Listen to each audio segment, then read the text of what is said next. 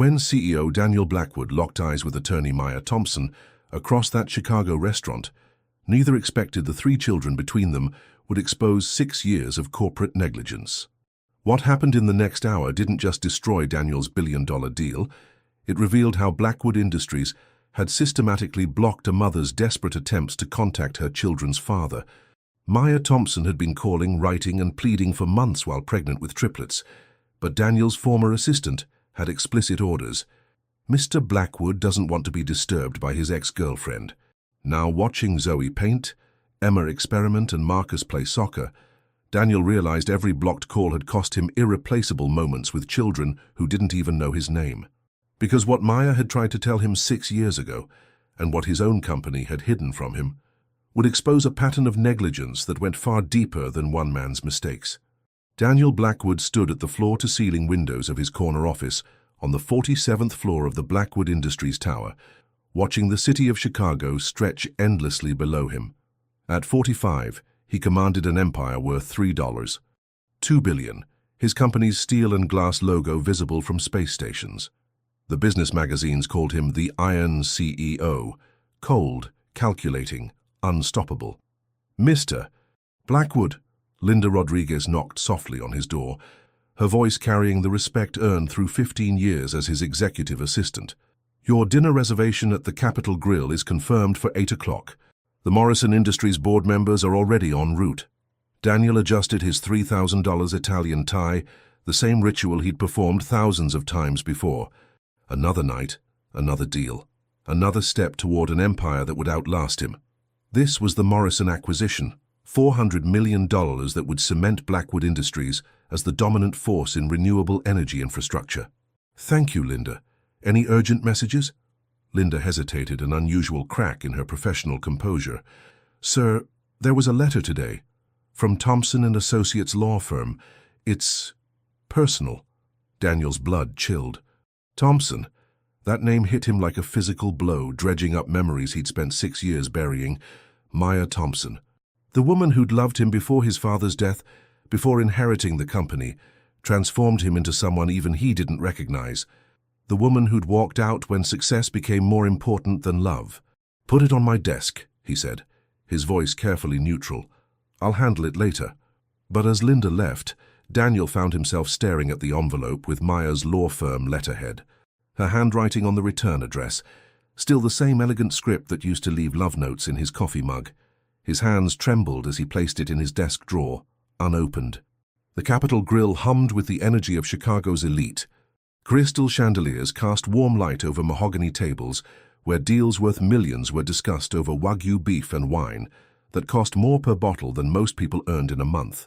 Daniel sat at the head of the reserve table, surrounded by the Morrison Industries board. 5 gray-haired men in identical navy suits, each worth at least $50 million. The renewable energy sector is exploding, Harold Morrison was saying, gesturing with his wine glass. Your infrastructure division could dominate the entire Midwest market within 18 months. Daniel nodded, making appropriate sounds, but his mind wandered to the unopened letter, burning a hole in his consciousness. What could Maya possibly want after 6 years of silence? Then he saw her. 3 tables away, Maya Thompson sat in elegant simplicity.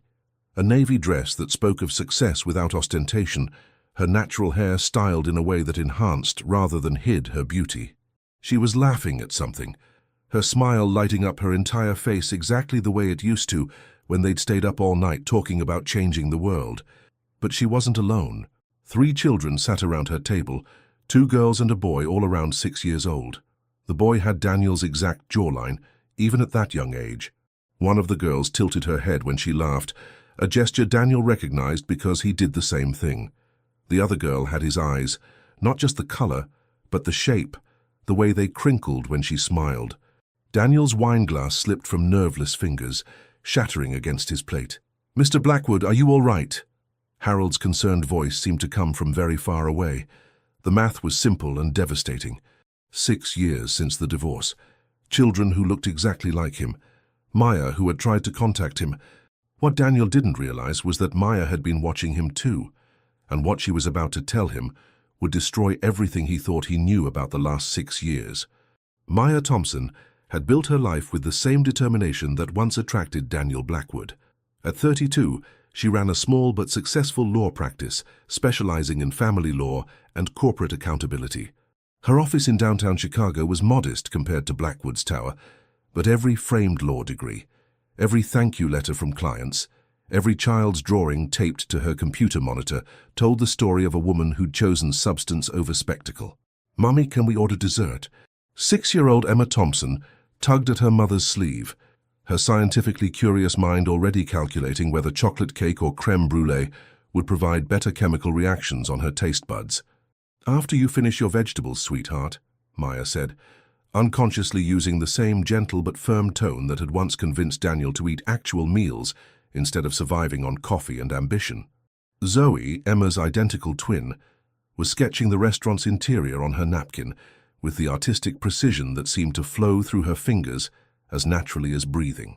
"Mama, why does that man over there keep staring at us?" Maya's heart stopped. She'd seen Daniel the moment they'd walked in, had watched him conduct his power dinner with the same intensity he'd once brought to late-night law school study sessions. Part of her had hoped he wouldn't notice them. Part of her had hoped he would. Marcus, the triplets' brother, was practicing his multiplication tables between bites of his meal, a habit Maya had encouraged, because idle time led to too many questions about why their family looked different from their friends' families. "Just eat your dinner, baby," Maya said softly, but her eyes met Daniel's across the restaurant. The years melted away in that moment. She remembered the young law student who'd dreamed of using corporate law to help people, not exploit them. The man who'd held her while she cried over difficult cases, who'd believed that success meant making the world better, not just making more money. But she also remembered the phone calls that went unreturned, the letters marked return to sender, the months of trying to reach him when she discovered she was pregnant, only to be told repeatedly that Mr. Blackwood is not available, and Mr. Blackwood has requested no further contact. At Daniel's table, the Morrison deal was falling apart in real time. "Daniel, you seem distracted," Harold Morrison said, his tone sharpening. "This acquisition requires your full attention. We're talking about $400 million. Daniel forced himself to look away from Maya's table, but the image was burned into his retinas. Those children. His children. It had to be. The resemblance was undeniable. "I apologize," Daniel said, his voice hoarse. "I need a moment." He stood abruptly, his chair scraping against the marble floor. Every instinct screamed at him to walk directly to Maya's table, to demand answers, to meet the children who carried his genetic signature. But 6 years of corporate training held him back. This was public, there were witnesses, there were deals at stake. Instead, he headed toward the restroom, his mind racing through possibilities and implications and mathematical certainties that added up to one devastating conclusion. He was a father, and he'd never known. But what Maya had been hiding about those desperate phone calls would change everything Daniel thought he knew. Linda Rodriguez had worked for powerful men her entire career, but she'd never seen Daniel Blackwood look so shattered. When he returned to the office at 11 p.m., his $3,000 suit wrinkled, and his usual commanding presence replaced by something that looked almost like fear, she knew something fundamental had changed. "Linda," Daniel's voice was barely above a whisper, "I need you to tell me the truth about something." She followed him into his office, where he pulled Maya's unopened letter from his desk drawer, holding it like it might explode. 6 years ago, after the divorce, did Maya ever try to contact me? Linda's face went pale. In 15 years of working for Daniel, she'd never seen him ask about his ex-wife. When he'd promoted her from junior assistant to executive assistant, one of her first instructions had been clear.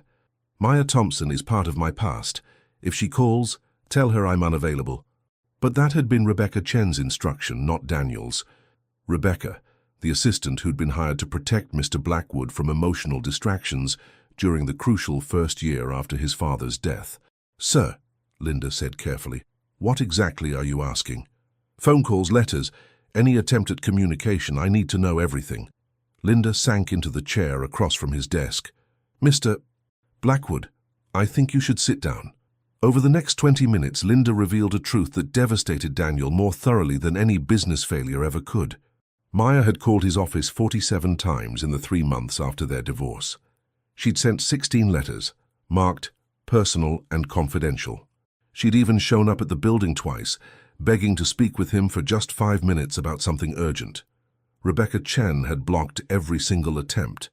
She said you'd given explicit instructions, Linda explained, her voice thick with regret, that you wanted no contact with your ex-wife under any circumstances.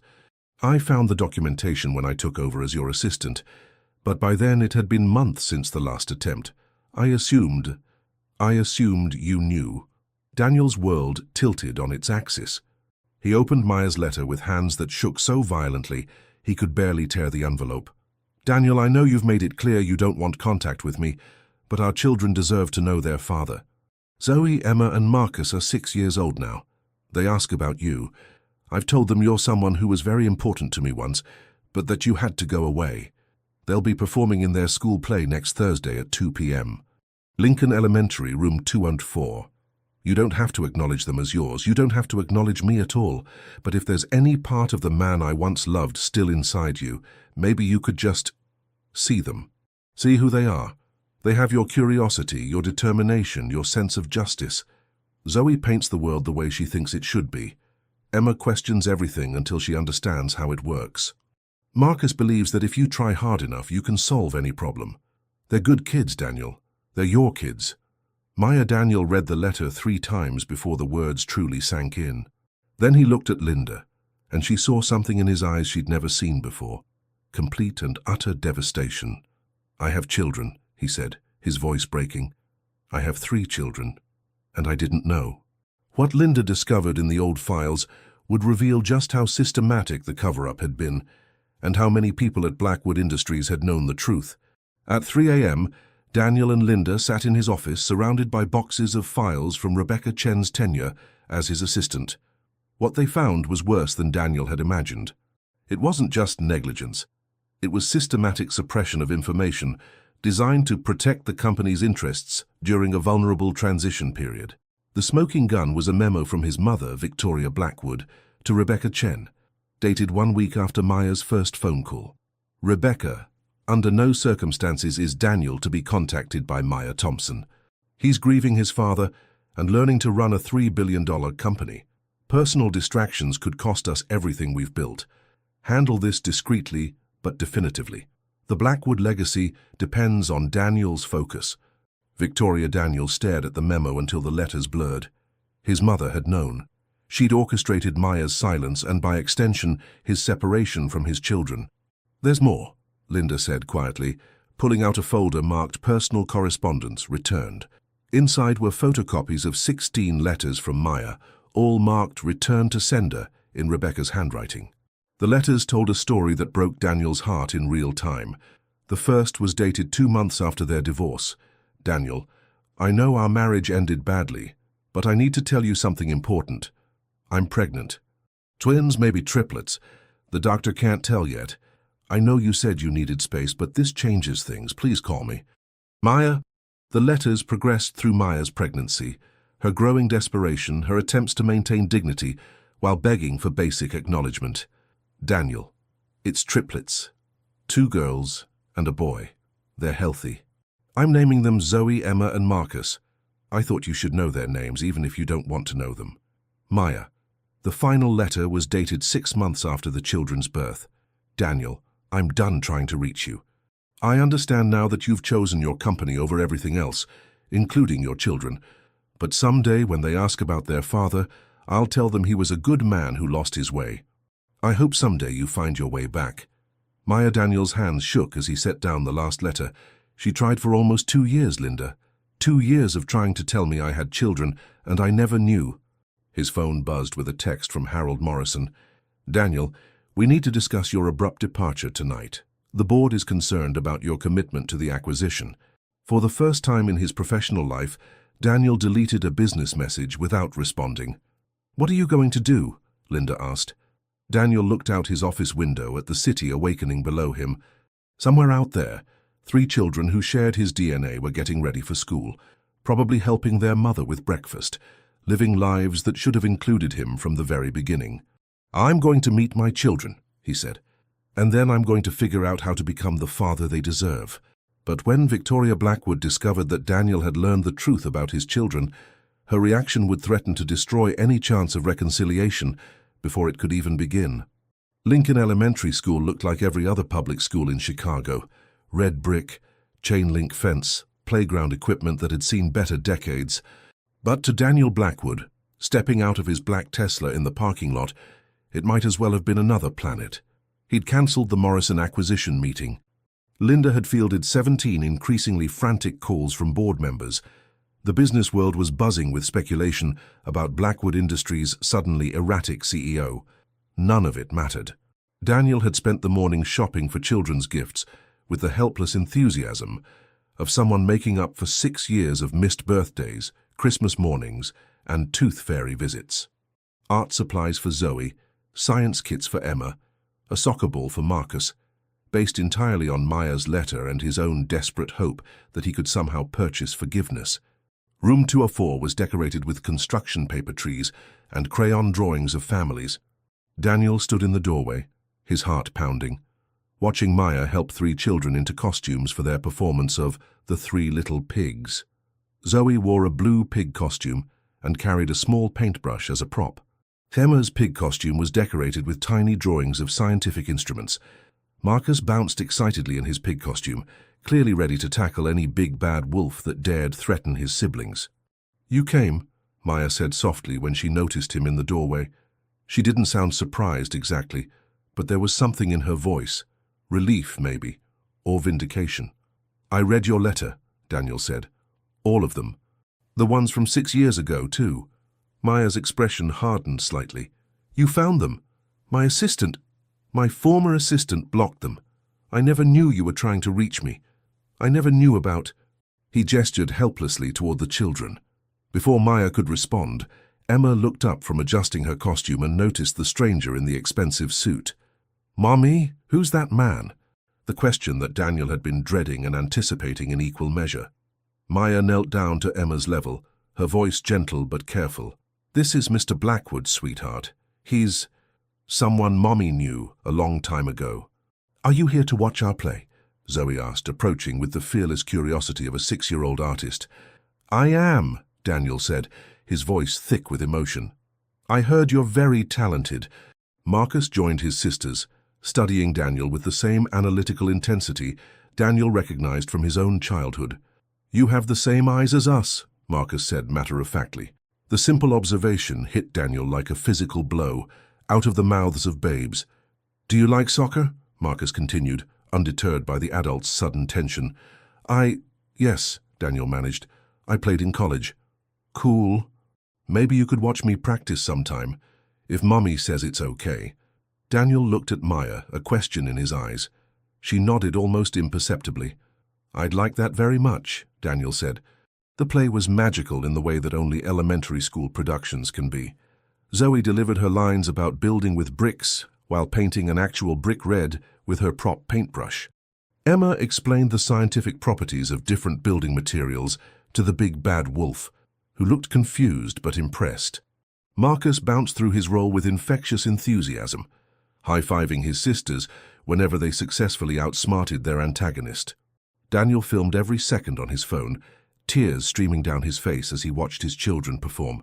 When they took their bows, all 3 spotted him in the audience and waved with the unconscious friendliness of children who hadn't yet learned to be suspicious of the world. After the performance, as parents milled around taking pictures and congratulating their young actors, Daniel approached Maya carefully. "They're incredible," he said. "You've done an amazing job raising them." "I had to," Maya replied, but there was no bitterness in her voice. "They deserved the best I could give them. Maya, I need you to know that I never meant to abandon them. I never meant to abandon you. If I had known—" "What would you have done?" Maya asked quietly. "Really, Daniel, if you had known I was pregnant, would you have chosen differently, or would you have seen it as another distraction from building your empire?" The question hung between them like a challenge. Daniel thought about the man he'd been 6 years ago, consumed by grief over his father's death, desperate to prove himself worthy of the Blackwood legacy, measuring success only in market share and profit margins. "I don't know," he admitted. "The man I was then, I hope I would have chosen differently, but I can't be sure. Maya studied his face for a long moment. And now? Now? Daniel looked at his children, who were showing their costumes to other parents with pride and joy. Now I know what I should have always known. They matter more than any deal, any company, any amount of money. They're my children, and I've already missed too much. But Daniel's parents had their own plans for the grandchildren they'd just discovered, and Victoria Blackwood wasn't about to let anyone else control the Blackwood legacy. Victoria Blackwood had built her life around control. At 68, she commanded social circles with the same iron will her late husband had used to build Blackwood Industries. When Linda Rodriguez called to inform her that Daniel had discovered he had 3 children, Victoria's first instinct wasn't joy at gaining grandchildren. It was strategic calculation about what this meant for the family legacy. By Saturday morning, Victoria and her husband Robert were standing in Maya's modest living room in Lincoln Park, having arrived unannounced with enough presumption to fuel a small nation. "Ms. Thompson," Victoria said, her voice carrying the kind of authority that expected immediate compliance. "We need to discuss arrangements for our grandchildren." Maya had been making breakfast for the triplets when the doorbell rang. Now she stood in her kitchen doorway, spatula still in hand, watching 2 immaculately dressed strangers examine her home like they were conducting an inspection. "I'm sorry. Who are you?" Maya asked, though she already knew. The resemblance between Robert and Daniel was unmistakable, and Victoria had the bearing of someone accustomed to getting her way. "We're Daniel's parents," Robert said more gently than his wife. "We just learned about Zoe, Emma, and Marcus yesterday." From the kitchen came the sound of Saturday morning chaos. Emma explaining to Marcus why pancakes bubble when they cook, Zoe humming while she drew, the comfortable noise of a family that had learned to find joy in small moments. "Mummy, who's at the door?" Emma called out. "Just some visitors, sweetheart," Maya replied, not taking her eyes off the Blackwoods. Victoria moved closer to the kitchen, trying to catch a glimpse of the children. They should be at the country club, learning proper social skills. They should have the best tutors, the finest schools. "They have fine schools," Maya said firmly. "They have everything they need, but not everything they deserve," Victoria countered. "They're Blackwoods. They have a legacy to inherit, standards to maintain." Maya's grip tightened on her spatula. "They're Thompsons, too, and they're happy." Before Victoria could respond, Daniel's voice cut through the tension. "Mother, what are you doing here?" Daniel stood in the doorway, having used the key Maya had given him the night before, a gesture of trust that had meant more to him than any business contract he'd ever signed. "Daddy!" Marcus's voice rang out from the kitchen, followed by the sound of running feet. The word hit everyone in the room like a physical force. In less than a week, Daniel had gone from Mr. Blackwood to Daddy in his children's minds, a transformation that spoke to their capacity for love and forgiveness. Marcus launched himself into Daniel's arms, followed quickly by his sisters. Daniel caught them all, his face transforming into an expression of pure joy that Victoria had never seen before. "We're making pancakes," Zoe announced. "Emma's teaching us about chemical reactions." "Actually, it's a physical reaction," Emma corrected with 6-year-old precision. "The heat changes the protein structure." "Want to help?" Marcus asked Daniel. "Mommy says you're good at important things." Daniel looked over the children's heads at Maya, who nodded slightly. "I'd love to help," he said. Victoria watched this interaction with growing alarm. This wasn't the controlled introduction to family legacy she'd envisioned. This was hard, domestic, chaotic, real. "Daniel," she said sharply, "we need to discuss proper arrangements. These children need structure, education, preparation for their roles as Blackwoods." "They have structure," Daniel replied, not releasing his hold on his children. "They have education, and their role is to be kids." "Don't be naive," Victoria continued. "You can't just play house and pretend this doesn't change everything. The board, the company, the social implications." "Mom," Daniel's voice carried a warning that made Robert step closer to his wife. "Stop." But Victoria was just getting started. These children need to learn who they really are. They need to understand their heritage, their responsibilities.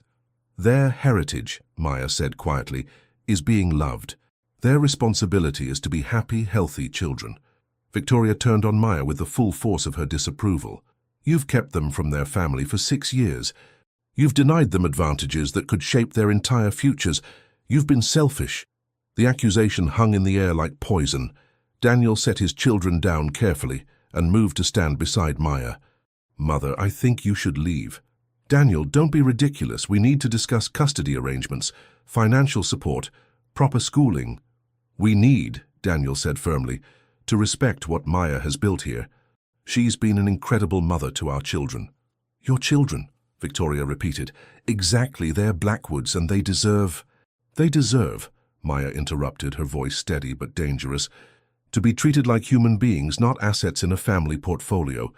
What came next would shock everyone in that room and change the family dynamics forever. The argument between Victoria and Maya was interrupted by a sound that sent ice through every parent's veins. Emma's labored wheezing from the kitchen. "Mama!" Emma's voice was tight with panic. I can't breathe." Maya moved faster than humanly possible, Daniel right behind her. They found Emma sitting on the kitchen floor, her face pale, her chest working hard for each breath. Zoe and Marcus stood frozen, their eyes wide with fear they'd seen before. "It's her asthma," Maya said, already reaching for the emergency inhaler she kept in every room. "Emma, sweetheart, look at me." Slow breaths, just like we practiced. But the inhaler wasn't helping. Emma's breathing was getting worse, her lips taking on a blue tinge that made Daniel's world narrow to a single, terrifying focus. "We need to get her to the hospital," Maya said, scooping Emma into her arms. "Now." "I'll drive," Daniel said, his CEO decisiveness kicking in. "My car's faster." "I don't know if I should trust—" "Maya." Daniel looked directly into her eyes. "Trust me, please." Maya hesitated for exactly 1 second, then nodded. "Zoe, Marcus, get your shoes, now." Victoria and Robert watched in stunned silence as the family that had been arguing moments before transformed into a coordinated unit focused entirely on Emma's welfare. Daniel carried emergency supplies while Maya held Emma, whispering reassurances in her ear. Zoe grabbed her sister's favorite stuffed animal, and Marcus held his twin sister's hand in the car. The drive to Chicago Children's Hospital was the longest 20 minutes of Daniel's life. He'd negotiated billion-dollar deals while maintaining perfect composure, but listening to his daughter struggle for breath while navigating Chicago traffic tested every nerve he possessed. "Almost there, baby," Maya murmured to Emma. "Just hold on." "Is she going to be okay?" Zoe asked from the back seat, her voice small and scared. "She's going to be fine," Daniel said firmly, catching his daughter's eyes in the rearview mirror. "The doctors are going to help her breathe better." At the hospital, Daniel experienced a revelation that cut through decades of priorities like a laser through steel. When the doctor said Emma needed to stay overnight for observation, when they discussed medication adjustments and triggers and long-term management, Daniel realized that nothing, not the Morrison deal, not the board meeting he was missing, not the stock price that was probably fluctuating wildly in his absence, mattered even slightly compared to his daughter's health. He called Linda from the hospital waiting room. "Cancel everything," he said. "The Morrison deal, the board meetings, everything scheduled for the next week." "Sir, the Morrison acquisition. Tell them we're withdrawing our offer." "But sir, that's a $400 million deal." "Linda," Daniel said, watching Maya sleep in a chair beside Emma's hospital bed, "my daughter is sick. Everything else can wait." After he hung up, he found Victoria and Robert in the hallway outside Emma's room. "We came as soon as we heard," Robert said quietly. "How is she?" "She's stable. The doctors say it was a severe attack, but she's responding to treatment." Victoria looked through the window at Emma, small and pale in the hospital bed, connected to monitors that beeped reassuringly. She looked so fragile. "She's not fragile," Daniel said. "She's strong, they all are. Maya made sure of that." "Daniel," Victoria began, but he cut her off. "Mom, when you were arguing with Maya today, were you thinking about what was best for the children, or what was best for the Blackwood image?" Victoria was quiet for a long moment. Finally, "I was thinking about their future. Their future is tonight, tomorrow. Making sure Emma can breathe. Making sure Zoe feels safe to create. Making sure Marcus knows he's loved. Everything else is just noise." Daniel's decision at the hospital would cost him millions, but what he gained was worth infinitely more than money. The next morning brought consequences that rippled through Chicago's business community like an earthquake. Daniel Blackwood, the Iron CEO who'd never missed a board meeting, had walked away from a $400 million acquisition to sit in a hospital room with a sick child. Harold Morrison was furious. "He's lost his mind," he told anyone who would listen. You don't just abandon a deal of this magnitude because of personal issues. The Blackwood Industries Board of Directors was in emergency session by 9 a.m. Phone calls flooded in from investors, analysts, and business reporters, all asking the same question. What was wrong with Daniel Blackwood? Daniel, meanwhile, was sitting on the floor of Emma's hospital room, showing her how to make paper airplanes out of her get-well cards. The key is the fold, he explained, his voice gentle and patient in a way his business associates would never have recognized. If you make the crease sharp enough, it creates better aerodynamics. Aerodynamics, Emma repeated carefully, still weak but fascinated. That's how things move through air? Exactly. You're going to be an incredible scientist someday. Maya watched this interaction from the bedside chair where she'd spent the night. Seeing Daniel with their children was like watching him remember who he used to be, before grief and ambition had hardened him into someone she didn't recognize. "Daddy," Zoe said from where she was drawing at the small table, "are you going to stay with us now?" The question was innocent, but it carried the weight of 6 years of absence and uncertainty. Daniel looked at Maya, a question in his eyes. She nodded slightly. "I'm going to try," Daniel said carefully. "If your mom says it's okay, I'd like to be part of your lives. Really part of them." "What about your important work?" Marcus asked. He was building a tower out of wooden blocks the hospital had provided, his tongue poking out in concentration. "You three are my most important work," Daniel said simply. His phone buzzed insistently. Text after text from Linda, from board members, from business associates demanding explanations. Daniel glanced at the screen, then deliberately turned the phone off. Maya noticed. "Don't you need to take those?" "No," Daniel said firmly. "I don't." Later that afternoon, when Emma was discharged with a new treatment plan and strict instructions about environmental triggers, Daniel made a decision that would change everything. He drove directly from the hospital to the Blackwood Industries tower, still wearing the same clothes he'd slept in at the hospital, still carrying the scent of antiseptic and anxiety that clung to medical emergencies. The board was waiting in the conference room, their faces ranging from concern to furious. "Daniel," Robert Morrison stood as he entered, "we need to discuss your recent behavior. Walking away from our deal, missing meetings, ignoring calls." "You're right," Daniel said, taking his seat at the head of the table. "We do need to discuss my recent behavior." He looked around the room at faces he'd known for years, men he'd considered allies in building an empire that suddenly seemed hollow and pointless. "I'm stepping back from day-to-day operations," he announced calmly. The room exploded. "You can't be serious," Harold Morrison sputtered. "The company needs leadership, not absentee management." "I'm promoting Linda Rodriguez to Chief Operating Officer. She knows this company better than anyone. I'm delegating most operational decisions to the department heads. I'll remain as CEO for major strategic decisions, but I won't be working 16-hour days anymore." "Because of 3 children you just met?" another board member demanded. "Because of 3 children I should have known 6 years ago," Daniel corrected. "Because I've spent so long building something that I forgot why I was building it." "The shareholders won't stand for this," Harold warned. "Then they can sell their shares," Daniel said simply. "I own controlling interest. This company will survive without me micromanaging every decision. My children won't get another childhood." But when the board of directors discovered the full extent of Daniel's plan to restructure his priorities, they decided to take action that would threaten everything he was trying to build with his family. The boardroom at Blackwood Industries had never felt more like a battlefield. 3 days after Daniel's announcement about stepping back from daily operations, the board of directors had called an emergency meeting that felt more like an intervention. Harold Morrison led the charge, his face flushed with the righteous anger of someone watching a $400 million deal slip away. "Daniel, this has gone too far. The stock price has dropped 12% since news of your personal situation became public."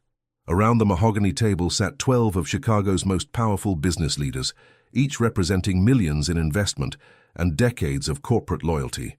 Today they looked at Daniel Blackwood like he'd lost his mind. "The Morrison acquisition was just the beginning," added board member Patricia Wells, her voice sharp with disapproval. "We've had 3 other potential deals fall through because partners are questioning your commitment." Daniel sat at the head of the table, his usual position of power, but something fundamental had changed. Where once he would have felt the familiar rush of corporate adrenaline, now he felt only tired resignation. "I've been running this company for 6 years," Daniel said calmly. "In that time, we've tripled our market value, expanded into 4 new sectors, and become the dominant force in renewable energy infrastructure. I think I've earned the right to adjust my priorities." "Adjust your priorities?" Harold's voice rose dangerously. "You've abandoned a major acquisition to play house with children you didn't even know existed a week ago." The words hung in the air like a challenge. Daniel felt something cold and dangerous settle in his chest, the same protective instinct that had driven him to carry Emma to the car during her asthma attack. "Those children," Daniel said, his voice deadly quiet, "are my family, and I will not apologize for choosing them over profit margins." "Then perhaps," Patricia said smoothly, "it's time to consider whether you're still the right person to lead this company." The threat was subtle but unmistakable. Daniel looked around the table, seeing clearly for the first time the faces of people who had never cared about him as anything more than a source of returns on their investments. "Are you questioning my competency?" Daniel asked. "We're questioning your priorities," Harold replied. "A CEO who walks away from major deals to attend elementary school plays isn't someone we can trust with our investments." Daniel's phone buzzed with a text from Maya. "Emma's science fair is tonight. She's presenting her project on aerodynamics. She wants to know if you'll be there." Looking at the message, Daniel felt clarity wash over him like cool water. He stood up slowly, his decision crystallizing with each passing second. "You're right," he said simply. "You can't trust me to put your investments above my family, because I won't, not anymore." "Daniel, don't be rash," Robert Morrison started, but Daniel held up a hand. "I'm not being rash. I'm being honest. For 6 years, I've given this company everything I had. My time, my energy, my relationships, my health. I missed the birth of my children because I was so focused on building something that I forgot why I was building it." He walked to the window overlooking Chicago, the city where his children were growing up with or without him. "You want to know what I've learned this week? I've learned that my 6-year-old daughter Emma can explain aerodynamics better than most of our engineering staff. I've learned that my daughter Zoe sees the world in colors I'd forgotten existed. I've learned that my son Marcus believes that every problem has a solution if you just try hard enough." Daniel turned back to face the board. "And I've learned that all the money in the world means nothing if you don't have people to share it with." Patricia Wells leaned forward, her expression calculating. "So, what exactly are you proposing?" "I'm proposing that you find a new CEO," Daniel said simply. "Someone who can give you the 16-hour days and emotional detachment you require. I'll retain my ownership stake, but I won't be your puppet anymore." The room erupted in shocked voices, but Daniel was already walking toward the door. "Where are you going?" Harold demanded. "To watch my daughter explain how airplanes fly," Daniel replied without turning around. Daniel's final choice between his billion-dollar empire and his family would surprise everyone. But the real test was just beginning. Lincoln Elementary School's gymnasium had been transformed into a wonderland of scientific curiosity. Tables covered in baking soda volcanoes, solar system models, and plant growth experiments filled the space where Daniel's daughter was about to present her project on aerodynamics. Daniel arrived directly from the boardroom confrontation, still wearing his expensive suit, but carrying a coffee for Maya and juice boxes for the kids, small gestures that spoke to how completely his priorities had shifted. He found Maya setting up Emma's display table, her movements efficient but gentle, as she helped their daughter arrange paper airplanes of different designs alongside a poster explaining the scientific principles behind flight. "You came," Emma said, her face lighting up when she spotted him across the gymnasium. "I wouldn't miss it," Daniel replied, meaning it more than any promise he'd ever made in a boardroom. "Daddy, look!" Emma pointed excitedly to her display. "I tested 12 different airplane designs and recorded how far each one flew. The sharp creases make the biggest difference in aerodynamics." Daniel knelt down to Emma's level, studying her charts and graphs with the same attention he'd once given to quarterly reports. "This is incredible work, sweetheart. You've conducted a real scientific experiment." "Mrs. Peterson says I might win a ribbon," Emma whispered conspiratorially. "Whether you win or not, I'm already proud of you," Daniel said, and watched his daughter's smile grow even brighter. Zoe and Marcus had insisted on coming to support their sister, and Daniel found himself experiencing the simple joy of family dynamics he'd never known existed. Zoe sketched the other science fair projects, creating an artistic record of Emma's big night. Marcus appointed himself official cheerleader, high-fiving Emma between each presentation to the judges. Maya watched Daniel navigate this new world of elementary school social dynamics, seeing him charm other parents with the same genuine interest he was showing in every science project they encountered. "Mr. Thompson?" A teacher approached them during the judging break. "Actually, it's Blackwood," Daniel corrected gently. "I'm Emma's father." The teacher's eyes widened slightly. Clearly she'd done the math on how a public school student had ended up with a father whose name regularly appeared in Chicago business journals. "Emma's project is exceptional," the teacher continued. "She has a real gift for scientific thinking." "She gets that from her mother," Daniel said, glancing at Maya with a smile. "Maya's always been the analytical one." When the awards were announced, Emma won second place in the first grade category. Her excitement was infectious, her hug strong enough to knock Daniel slightly off balance, her pride absolutely radiant. "I got a ribbon," she announced to anyone within hearing distance. "You got more than a ribbon," Daniel told her as they packed up her project. "You proved that hard work and curiosity can lead to amazing discoveries."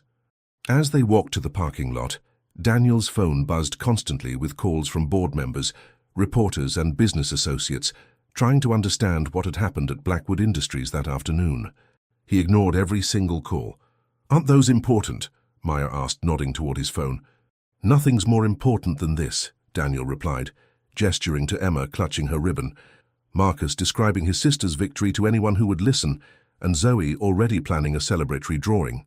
That night, after ice cream and more celebration than a second-place science fair ribbon probably warranted, Daniel found himself in Maya's living room helping with homework while she made dinner. It was the most domestic scene he'd ever been part of, and also the most content he'd ever felt. "Daddy," Marcus said, looking up from his math worksheet, "are you going to live with us now?" The question was innocent, but loaded with 6 years of hope and uncertainty.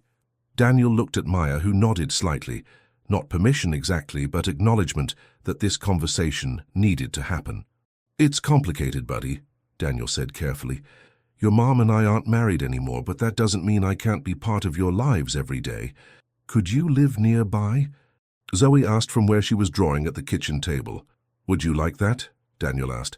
"Yes," all three children said in unison, with the kind of certainty that only children possess. Daniel felt something settle in his chest, a sense of rightness he'd been missing for longer than he'd realized. What happened next would reshape not just their family, but everything Daniel thought he knew about success. 3 months later, Daniel Blackwood was unrecognizable from the man who'd sat in boardrooms discussing market dominance. He'd found a house 2 blocks from Maya's, close enough for the children to ride their bikes between homes, but far enough to respect the boundaries that made their unusual arrangement work. The house had a basement perfect for Emma's expanding collection of science experiments, a sunroom where Zoe could paint in natural light, and a backyard big enough for Marcus to practice soccer goals. More importantly, it had space for a family that was learning to be together in a completely new way. "Daddy, watch this," Marcus called from the backyard, where he was demonstrating a new soccer move Daniel had taught him. Daniel looked up from the laptop where he'd been working on a drastically reduced schedule, 3 days a week at the office, with Wednesdays and Fridays reserved for whatever his children needed. The transition hadn't been easy. The board had found a new CEO within 2 weeks, someone eager to work the 80-hour weeks Daniel had abandoned. The business press had spent months analyzing what they called the Blackwood breakdown, trying to understand how a billionaire could choose fatherhood over empire building. But watching Marcus nail the soccer move perfectly, seeing his face light up with pride and joy, Daniel knew he'd made the right choice. "That was perfect," Daniel called back, setting aside his laptop completely. Maya appeared on her back porch, holding a cup of coffee and wearing the kind of peaceful expression Daniel had rarely seen during their marriage. "How's the new work schedule treating you?" she asked, as Daniel joined her on the porch steps. "I forgot how much I enjoyed actually solving problems, instead of just managing other people who solve problems," Daniel admitted. "And I forgot how much energy I had when I wasn't working until midnight every night." Their relationship had evolved into something neither of them had expected. Not romantic, but not quite friendship either. They were partners in the most important project either of them had ever undertaken, raising 3 incredible children.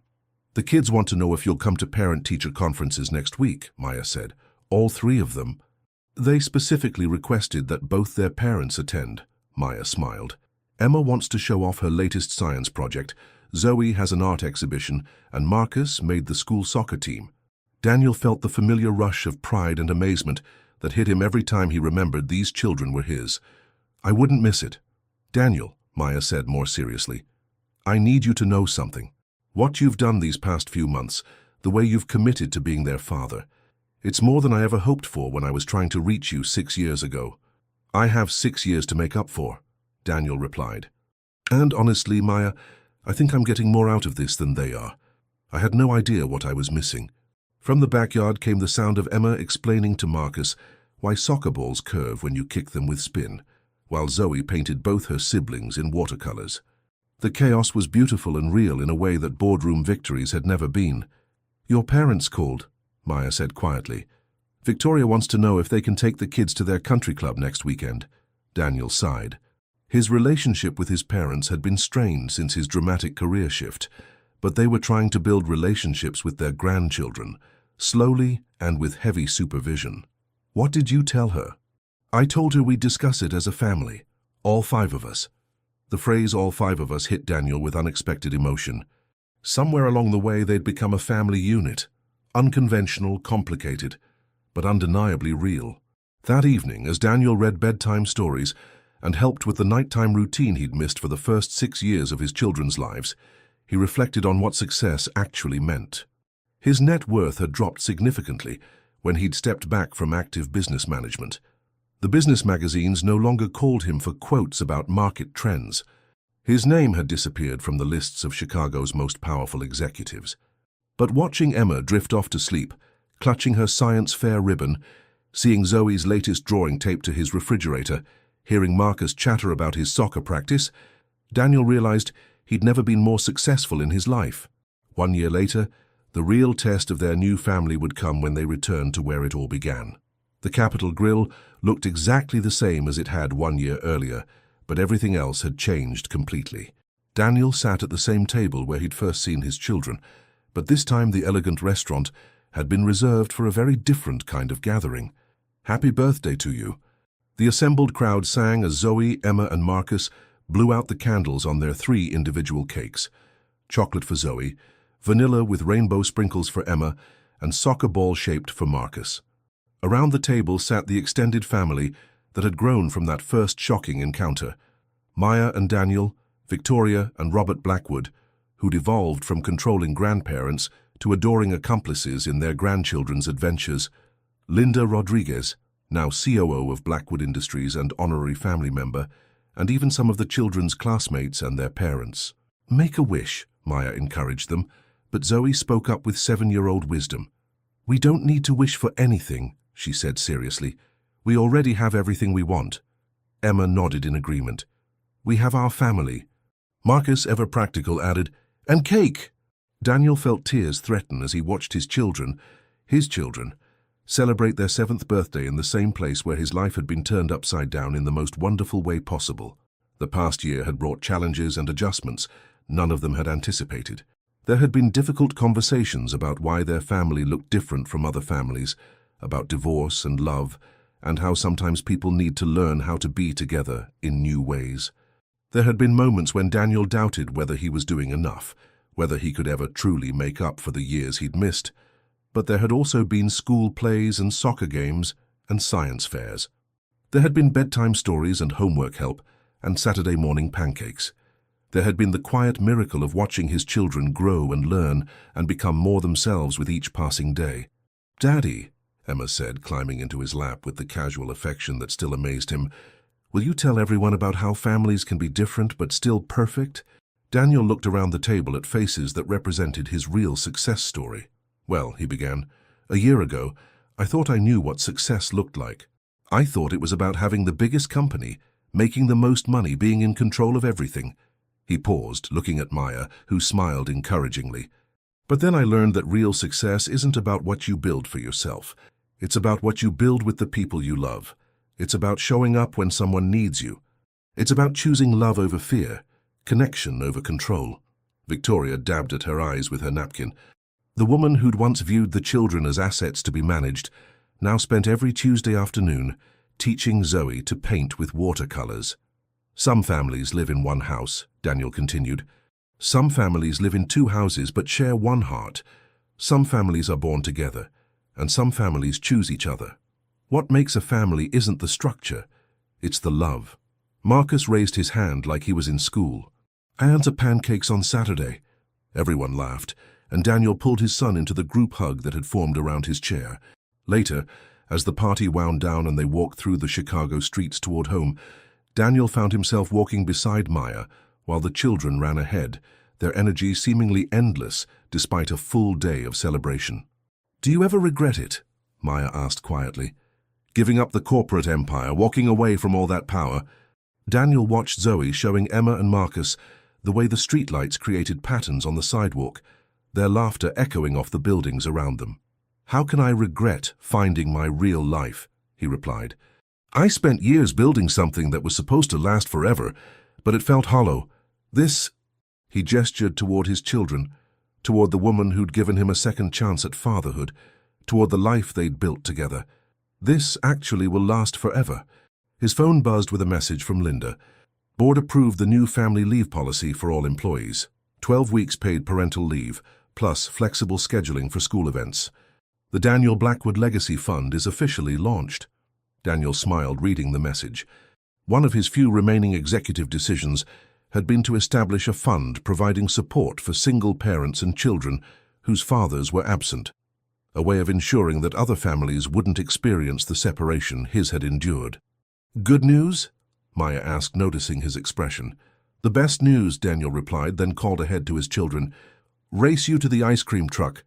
As they ran through the Chicago evening, Daniel Blackwood, former billionaire CEO, current full-time father, realized he'd finally achieved something worth achieving. A life measured not in profit margins or market share, but in bedtime stories, birthday parties, and the irreplaceable sound of his children's laughter. He'd lost an empire but found a kingdom. And this kingdom was built on something stronger than steel and glass. It was built on love, second chances, and the revolutionary idea that success could be measured in hugs instead of dollars. 1 year ago, Daniel Blackwood had been one of the most powerful men in Chicago. Today, he was something far more important. He was a dad. Thank you to everyone who typed respect, justice, and inspired. Your engagement means everything to us. If this story touched your heart, please subscribe for more incredible tales of courage and transformation. Until next time, keep believing in the power of second chances.